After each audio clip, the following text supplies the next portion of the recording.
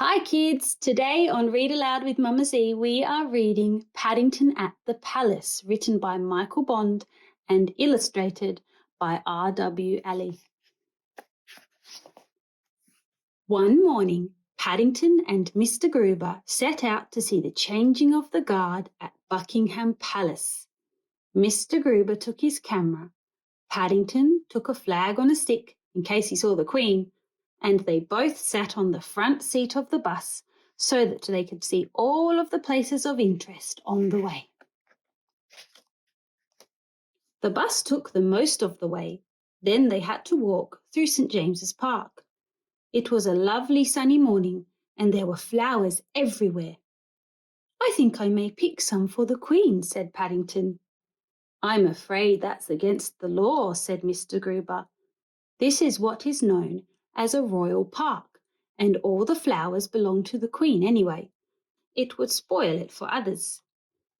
If you like, I'll take a picture for your scrapbook instead." "Fancy having a front garden as big as this," said Paddington. "I wonder if she has to mow the lawn." Mr. Gruber laughed, and then, as they drew near some large gates, he pointed towards the roof of a building behind them. "We're in luck, Mr. Brown," he said. "There's a flag flying. That means the Queen is home." Paddington peered through the railings and waved his own flag several times in case the Queen was watching. "I think I saw someone at one of the windows, Mr. Gruber," he called excitedly. "Do you think it was the Queen?" "Who knows?" said Mr. Gruber. Soon afterwards, they heard the sound of a band playing. The music got louder and louder, and there was a lot of shouting and the clump, clump of marching feet. But by then, there were so many people, Paddington couldn't see a thing. Mr. Gruber wondered whether he ought to suggest holding Paddington up to see, but in the end, he bought him a periscope instead. "If you look through the bottom end," he explained, "you can see over the top of people's heads." Paddington tried it out, but all he could see were other people's faces, and he didn't think much of some of those. In the end, he tried crawling through the legs of the crowd, but by the time he got to the other side, the band had passed by. "Look," said a small boy, pointing at Paddington. "One of the soldiers has dropped his hat." "It's what they call a busby, dear," said his mother. Paddington jumped to his feet. "I'm not a busby," he cried. "I'm a bear." Gradually, the crowd melted away until there were only a few people left. "Oh dear," said Mr. Gruber.